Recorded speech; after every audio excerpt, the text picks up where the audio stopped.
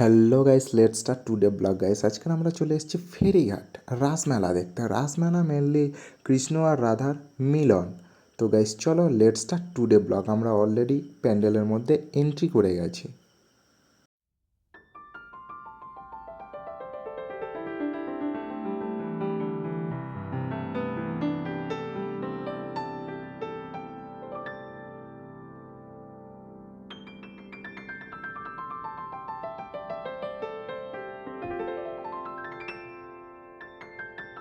প্যান্ডেলে আমরা প্রবেশ করে গেছি। তো এটাই হলো মেন প্যান্ডেল। তো এর জাস্ট ব্যাকগ্রাউন্ডটা আলাদা, বাট ঠাকুর একই।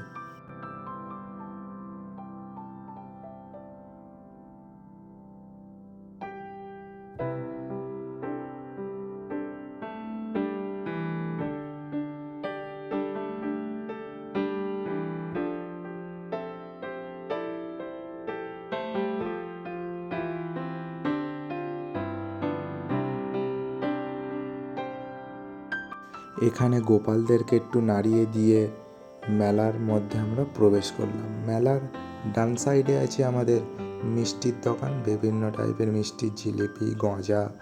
আর আমার লেফটের দিকে আছে ফাস্ট ফুডের দোকান। আর আমার সামনে আছে নাকরদোলা।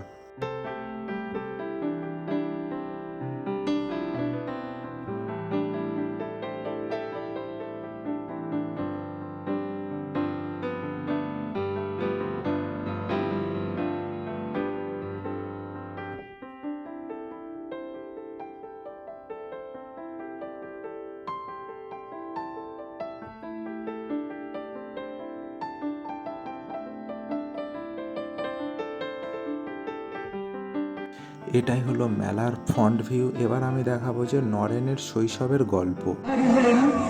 মায়ের মন্দিরের পূজারি পুজো বসেছে, তরুণ পূজারি, কিন্তু কি পুজো করবে সে?